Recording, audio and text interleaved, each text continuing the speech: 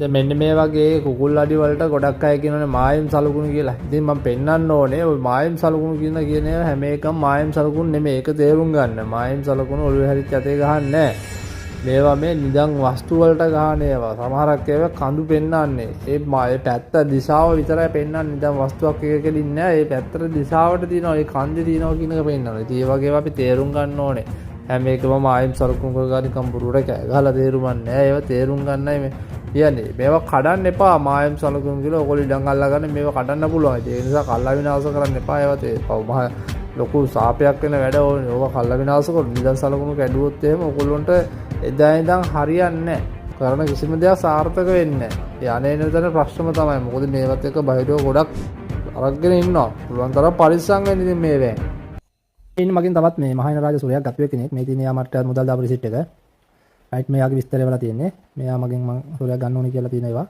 Right මේ සූරිය විස්තර ටික අපේ කට්ටිය දන්නවා මයින් සූරියක් ගන්නකොට මම විස්තර කියවනවා. මේ ටික ඒ විස්තර දානවා ගත්ත වේ දන්නවා. ඉතින් එයාද මට වොයිස් එකක් කියලා තියෙනවා. මම හිතන්නේ මාස දෙකකට විතර පස්සේ දෙසැම්බරේ තමයි කියන්නේ. යා බලමු. සුබ උදෑසන මහත්තයා.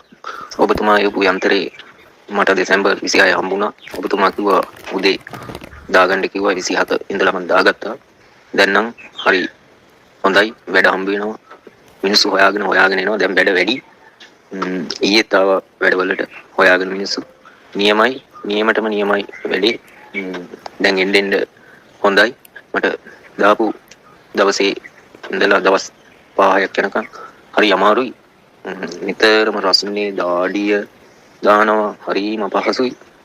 කොයි වෙලෙත් නාන්න වගේ එහෙම හිතුණා. සීතලක් කියලා දැනුනේම නැහැ. දාගෙන ටික දවසක් ගියාට පස්සේ නියමට මට ඒක නිකන් පත්තියක් වුණා වගේ වුණා. ඊට පස්සේ දැන් නම් එහෙම අපහසුයක් මොනවත් නැහැ. මට ඔය වැස්සේ දවස් දෙකක් තුනක් මෙහෙ තිබුණොත් වැඩ කරන්න ගියොත් සෙම කිසිම දැන් සෙන් රෝගයක් මොනවත් නැහැ මට. ඇඟෙත් තිබුණා නිකන් මේ දවස් දෙකක් විතර වැඩ කරලා මට උස්සන්න බෑ අතට එක්කම. දැන් ඒවා මොනවත් නැහැ. වැඩක් නියමට වැඩට කොච්චරවත් කතා කරනවා මිනිස්සු. දැන් වැඩට යන්න විදිහක් නැහැ පංගුවක් වැඩවලට මිනිස්සුන්ට. ඒත් මාව මොණි කී මිනිස්සු වෙනවා. හොයාගෙන එනවා.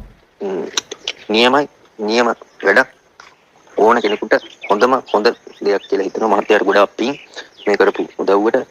මම ඔබතුමාට පස්සේ වෙලාවක ආයෙ කතා කරන්න.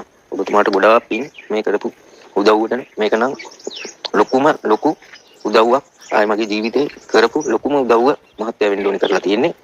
මේක නම් හරීම හොඳ දෙයක්. තවත් මහත්තයාට මේ වගේ දේවල් කරන්න ශක්තිය ධෛර්යය ලැබේවා කියලා මම ප්‍රාර්ථනා කරනවා. තෙරුවන් සරණයි මහත්තයෝ. දැන් මෙන්න මේ වගේ කුකුල් අඩි වලට ගොඩක් අය කියනවානේ මායිම් සලකුණු කියලා. ඉතින් මම පෙන්වන්න ඕනේ